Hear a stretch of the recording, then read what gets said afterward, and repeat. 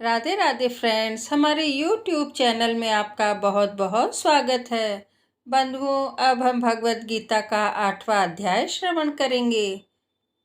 श्रीमन नारायण नारायण हरि हरि, श्रीमन नारायण नारायण हरि हरि, श्रीमन नारायण नारायण हरि हरि। देवलोक में जात है जो देवन के दास, जो जन मेरे भक्त हैं मुझे जानते नाथ, केवल मेरी भक्ति में रहते हैं दिन रात। अंतकाल सिमरे मुझे हे अर्जुन जो वीर, भूत लोक पाते वही जिन्हें भूत की आस। तन से मन से जो सदा रहते मेरे साथ, वही पुरुष संसार में मोक्ष धाम को पात। वे योगी पाते मुझे हे पांडु सुतवीर। अर्जुन ने कहा, हे पुरुषोत्तम, वह ब्रह्म क्या है, आध्यात्म किसको कहते हैं, कर्म क्या है, अधिभूत क्या और अधिदेव क्या कहता है। हे मधुसूदन, अधियज्ञ कैसा है और इस देह में अधिदेह कौन सा है। मरने के समय से स्थिर चित्त वाले लोग तुमको कैसे जान जाते हैं। श्री कृष्ण भगवान बोले, जो अक्षर अविनाशी और परम सबसे श्रेष्ठ है वही ब्रह्म है। प्रत्येक वस्तु का स्वभाव आध्यात्म कहलाता है और समस्त चराचर की उत्पत्ति करने वाला जो विसर्ग है वही कर्म है। जो देह आदि नाशवान वस्तु हैं वही अधिभूत कहाती है। विश्व रूप जो विराट पुरुष है वही अधिदेव है। और हे पुरुषों में श्रेष्ठ, इस देह में मैं ही अधियज्ञ हूँ। जो अनंत काल में मेरा ध्यान करता हुआ शरीर त्याग करता है वह निसंदेह मेरे शरीर को पाता है। हे कुंती पुत्र, अंत समय में मनुष्य जिस वस्तु का स्मरण करता हुआ शरीर त्यागता है वह उसी को पाता है। इस कारण सदैव मुझे ही में मन और बुद्धि को लगाकर मेरा ही स्मरण करते हुए संग्राम करो। तुम निसंदेह मुझको आ मिलोगे। सब इंद्रिय द्वारों को रोककर, मन को हृदय में धारण कर, प्राणों को मस्तक में ले जाकर समाधि योग में स्थिर इस ओम अक्षर का उच्चारण करता हुआ जो देह को त्यागता है उसे मोक्ष रूप उत्तम गति प्राप्त होती है। हे पार्थ, मुझ में ही मन लगाकर नित्य प्रति जो मेरा स्मरण करते हैं, उन सदैव स्मरण करने वाले योगियों को मैं बहुत सुलभ रीति से प्राप्त हो जाता हूँ। मुझको प्राप्त होने पर सिद्धि को प्राप्त करने वाले महात्मा गण फिर यह जन्म नहीं धारण करते। हे अर्जुन, ब्रह्मलोक पर्यंत जितने लोक हैं वहाँ से लौटना पड़ता है, परंतु मुझ में मिलने से फिर जन्म नहीं होता। हजारों महायुगों का एक दिन होता है और 1000 महायुगों की एक रात्रि ब्रह्मा की होती है। जो इन बातों को जानते हैं वे सब ज्ञाता हैं। ब्रह्मा का दिन होने पर अवयव से सब व्यक्तियों का उदय होता है और रात को उसी में एक हो जाता है। हे पार्थ, समस्त चराचर की वस्तुओं का यह समुदाय दिन में बार बार उत्पन्न होकर रात्रि के आगमन में लीन हो जाता है। इस अव्यक्त से परे दूसरा सनातन अव्यक्त है, जो इन सब के नष्ट होने पर भी कभी नष्ट नहीं होता। उस अव्यक्त को ही अक्षर कहते हैं। वही परम गति है जिसको प्राप्त करके फिर संसार में नहीं जन्मते। वही मेरा परम धाम है।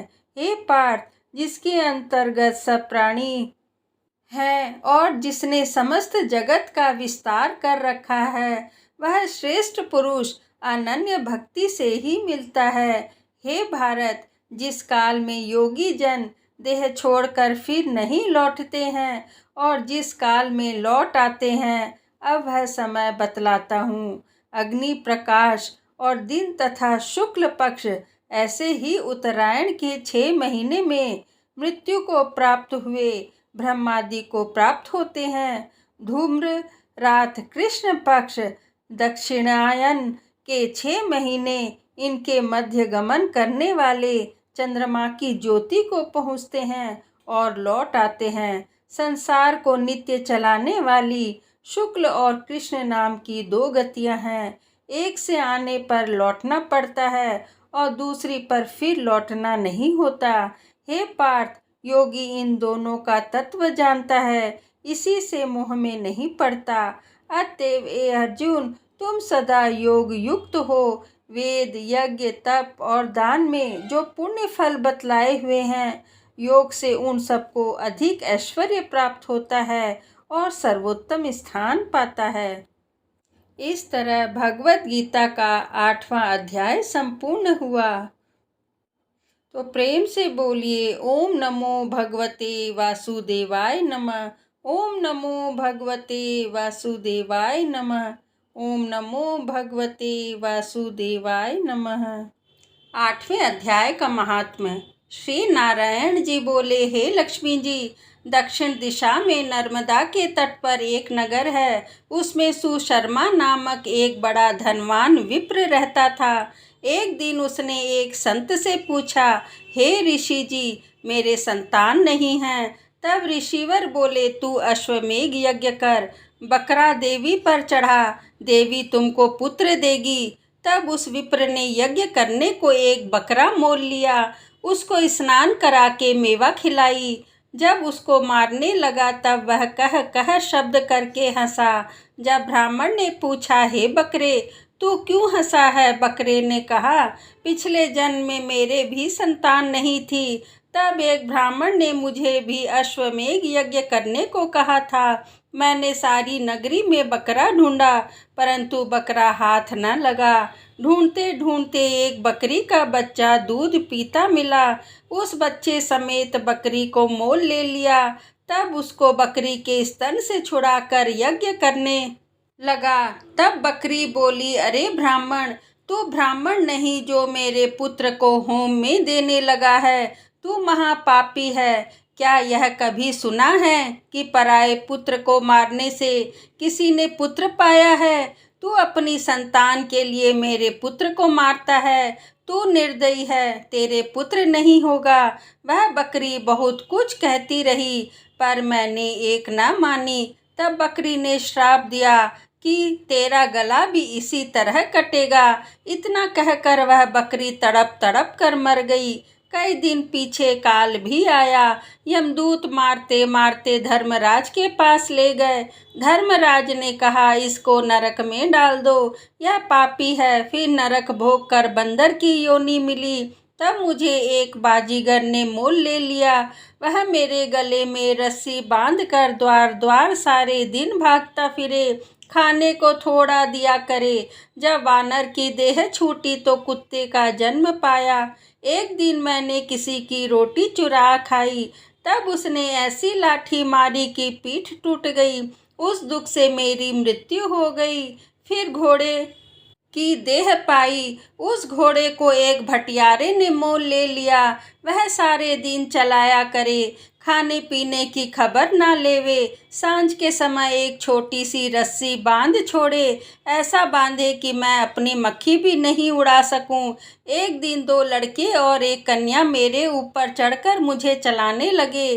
वहाँ बड़ी कीचड़ थी, फंस गया। ऊपर से वह मारने लगे, जिससे मैं मर गया। इस तरह अनेक जन्म भोगे।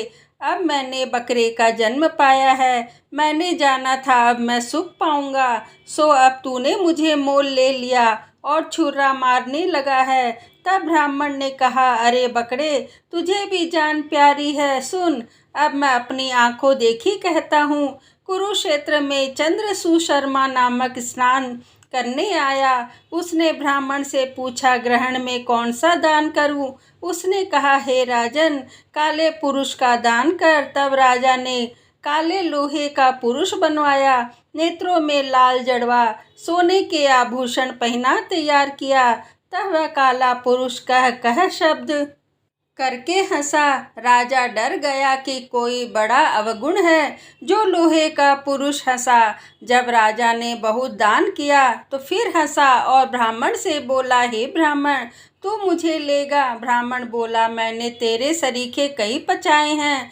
तब काले पुरुष ने कहा, तू मुझको वह कारण बता जिस कारण से तूने अनेक दान पचाए हैं। तब विप्र ने कहा, जो गुण मेरे में है सो मैं जानता हूँ। तब वह काला पुरुष कह कह शब्द कर फट गया और उसमें से एक कालिका की मूर्ति निकल आई। तब गीता जी के 8वें अध्याय का पाठ किया, सो उसे कालिका की मूर्ति ने सुनकर देह पलटी। जल की अंजलि भर के उस विप्र ने मूर्ति पर छिड़की, तो जल के छिड़कते ही उसकी देह देवी हो गई और विमान आया जिस पर बैठ वह वैकुंठ को गई। तब राजा ने कहा, तुम्हारे में कोई ऐसा गुण है जिसके द्वारा मैं भी इस अधम देह से मुक्ति पाऊं? तब विप्र ने कहा, मैं वेद पाठी हूँ। उस नगर में एक साधु भी गीता पाठी था। उससे 8वें अध्याय का पाठ सुनकर राजा की देह पलटी। तब राजा देवदेही पाकर वैकुंठ को गया और कहता गया, हे ब्राह्मण, तू भी श्री गीता जी का पाठ कर जिससे तेरा भी उद्धार हो। तब ब्राह्मण भी श्री गीता जी का पाठ करने लगा। श्री गीता माता की जय। इस तरह भगवद गीता के 8वां अध्याय संपूर्ण हुआ। जय श्री कृष्ण। श्रीमन्नारायण नारायण नारायण, श्रीमन्नारायण नारायण नारायण, श्रीमन्नारायण नारायण नारायण, भजमन्नारायण नारायण नारायण, भजमन नारायण नारायण नारायण, श्रीमन नारायण नारायण